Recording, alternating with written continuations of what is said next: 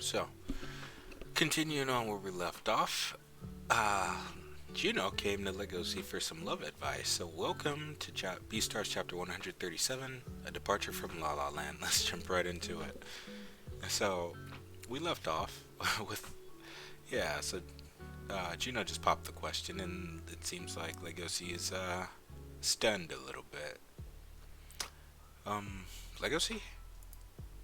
Legacy, what's wrong? Why aren't you moving? Sorry, you were just so into your love talk. My brain it froze. Yeah, I figured as much. Jeez, even I'm surprised. I never thought I'd actually be in love with Louis. I'm surprised Juno realized her love for him and kissed him at the same day. What she accomplished in one day, I still haven't accomplished after several months. That's your own fault, sir. But to be honest, I like how that's realistic because Legacy's not ready.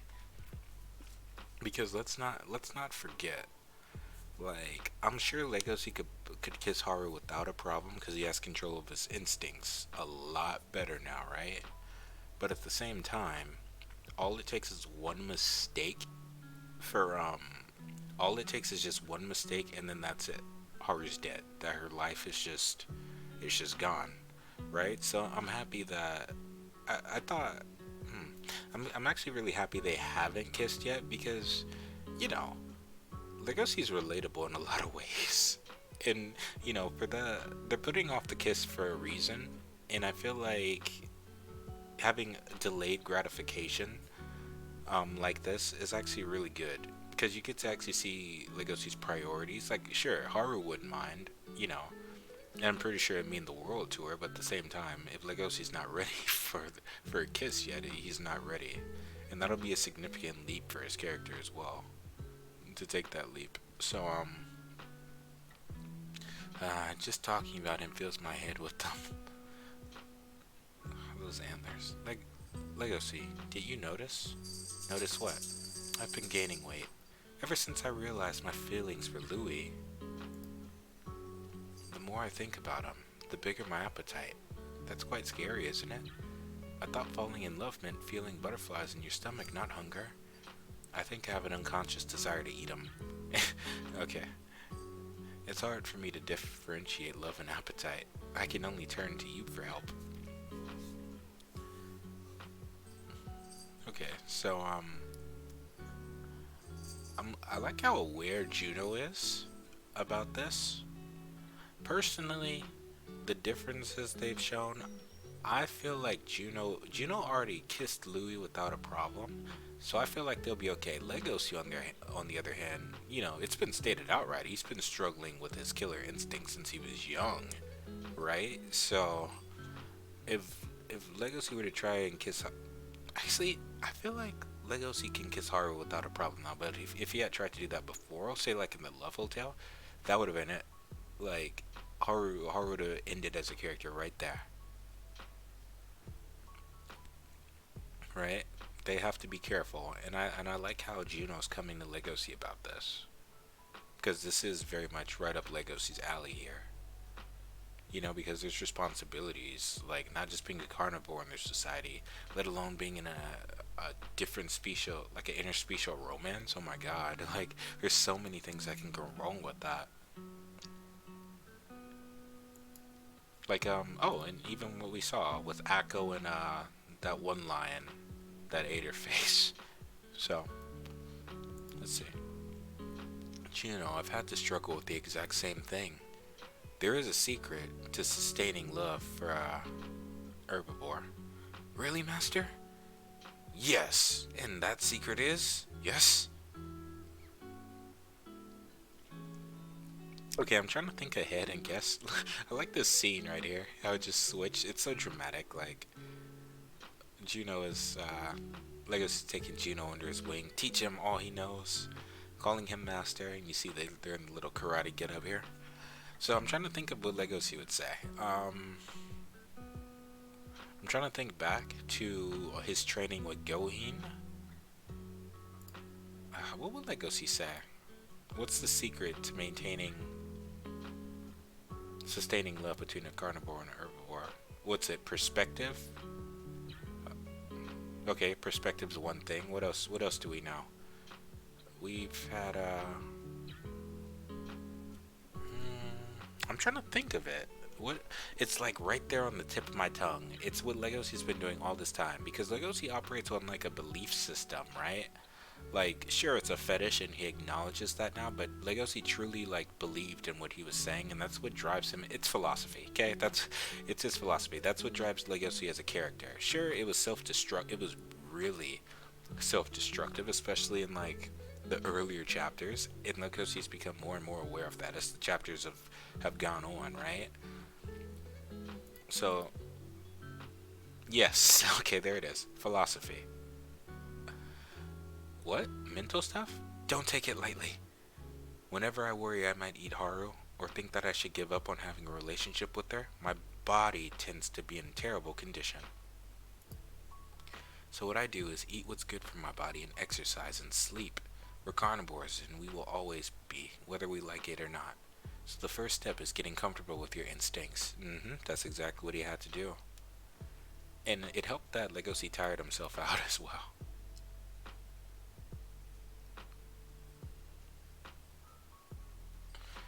And this part right here about his body being in terrible condition, those were Legosi's self-destructive tendencies. um, he put himself through all that, but that's philosophy. He felt it was worth it, right?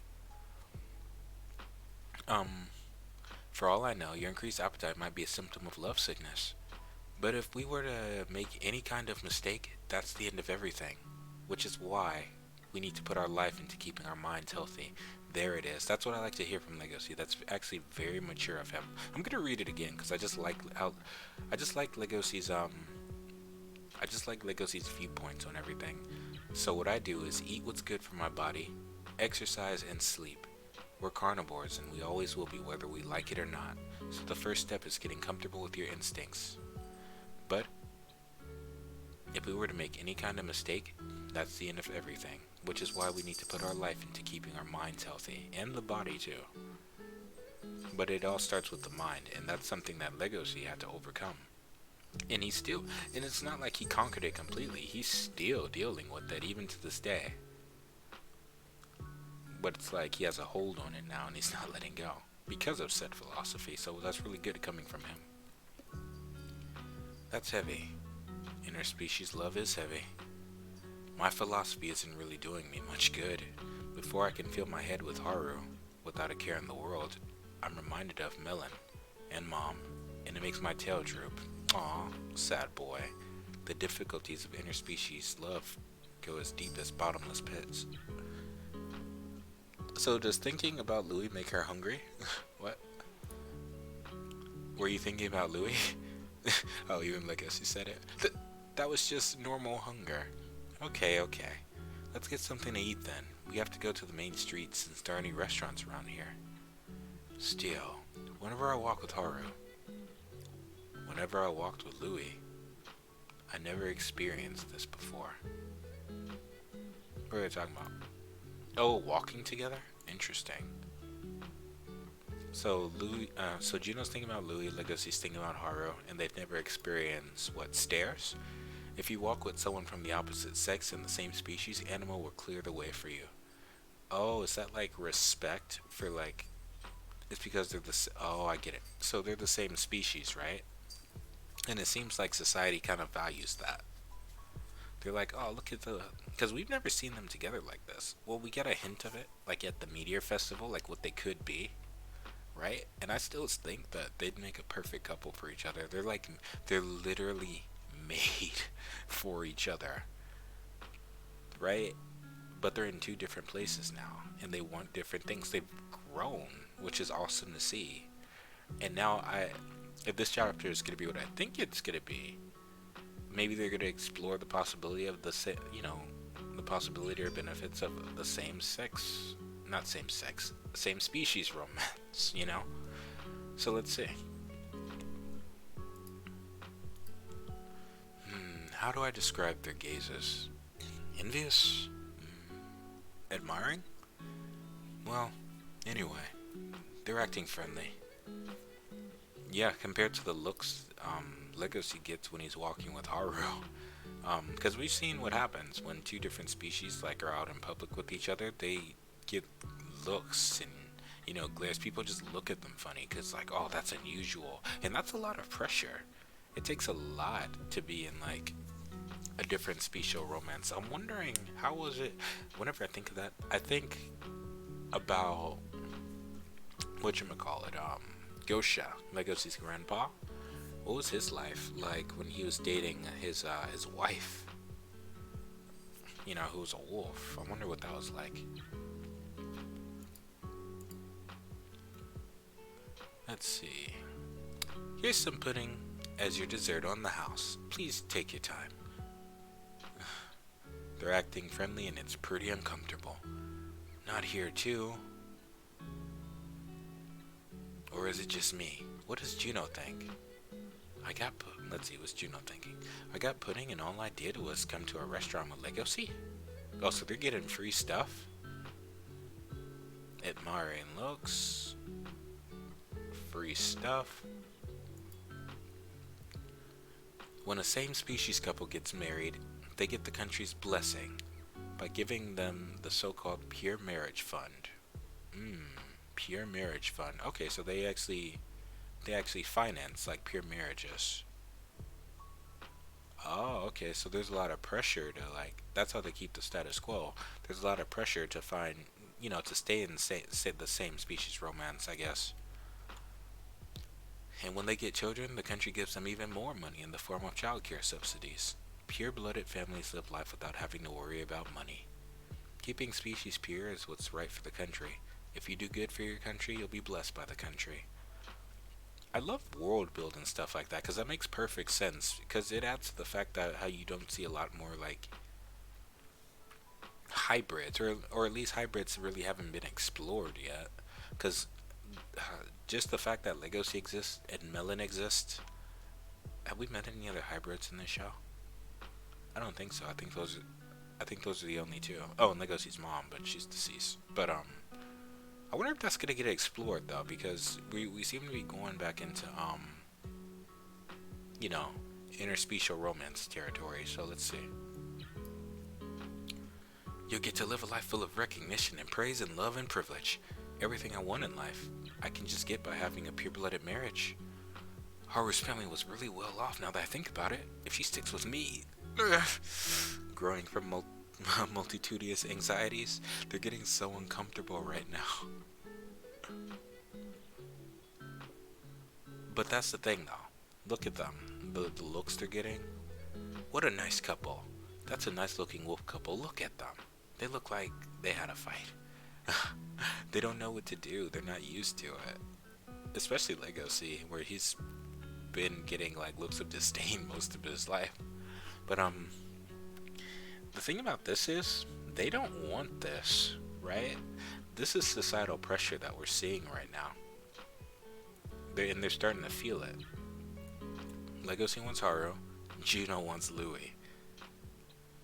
Even though they'd be good together, I feel they're friends, and it seems like it's gonna stay that way. But yeah. Thanks for the food. I'm feeling pretty tired. Oh, I mean the food was good. I'm feeling tired too. Yeah. Police officers and reporters? Did a predation incident happen around here? Oh. Excuse me, I'm from Rest Safari TV. May I have a word with you two? Oh, sure. Did you know there was a devouring incident today in this neighborhood? The culprit's still on the run. You're a carnivore couple. What do you two think? Please give proper comments. Carnivore couple? They're not a couple. Look at Juno's face. We're not going out. Huh? Oh, is that right? I'm sorry. In that case, do you have anything to say about the risks of carnivores and herbivores living together? Ooh, okay, so Juno wasn't the one to ask that question. She's mouthy, so she's gonna... Let's see how Juno reacts. I'm madly in love with the male deer. If I let the risk scare me, then he'd reject me. And that was on live TV. Oh, that's huge. I wonder if this is gonna work in Juno's favor. I wonder if there are gonna be repercussions for this, or if this is gonna move Juno's like arc forward, like the plot. Because now that Juno said that on live television, that's gonna open the question and the conversation of interspecial romance. So I wonder if that's where this is gonna lead. We'll see. Cut the camera. That's all we have to report now. Now back to the studio. Screw what the world thinks. I won't let the likes of you decide what's proper and what makes me happy. Juno, let's go. I'll decide what makes me happy. Juno, did the pudding have alcohol? Did it have alcohol? Hold up. Juno, did the pudding have alcohol? She's acting crazy. She's in love. I'm sorry. My head was just full of so many thoughts. Don't worry, I get it. At least you're relaxed now. Looks like it's too late to use the trains. Oh, she gonna sleep over? What? I'm gonna sleep in my friend's room, so why don't you sleep in my room? Tomorrow's Sunday anyway. Is it okay? Yeah. Thank you. No. Thank you. That's awesome. I wish, I don't want them to sleep in separate rooms. I know Legosi's being proper and polite, but what I really want, like I love the scene. I told you, I love mundane stuff. So just them going out and hanging out and just talking about shit. And then they come back to Legosi's place. It doesn't even have to be romantic. Like, it's just not that. I just feel like they're really good friends and they're like growing closer because of their problems. They're sharing their problems with each other. So I don't know. What I wanted was a sleepover, you know? Legosi doesn't even have to be in the same bed. Shoot, let him have the floor or whatever, but I don't know. I feel like that'll be nice. I love this world. I can't say that with a smile like I always have. But if I can say I love this world with a scowl and mean it just as strongly, then that's good enough for me. I love that. I can't say that with a smile like I always have, but if I can say I love this world with a scowl and mean it just as strongly, then that's good enough for me. So, we cut to Zagwan's room. Zagwan, would you like me to give you pajamas as a present? No, thank you. Zagwan just sleeps naked. I think that's the end. It was. So Zagwan's just naked there. um, but I like Juno's character. Man, I really wish Legosi was in the room too. I just want them to talk more, you know? Because it's rare that we get Juno and Legosi like having like normal conversations, talking about their problems. In just the quiet moments is where Beastar shines. Like this right here, this right here. Legosi's thank you, Juno reflecting, looking at the ceiling, thinking about life. I just love stuff like that. But anyway, that's about it. I have no idea where this is going right now. We still got to deal with Melon. There's a couple things we still got to deal with. Yeah, so we'll see where this goes. It's pretty neat. But hopefully we get more chapters like this, more of it, please. But it's been good. This has been chapter 137. Let me know what you thought about in the comments, and I will see you during the next one. So, yeah, I'll see you then. Bye now. And be nice to each other, and be good.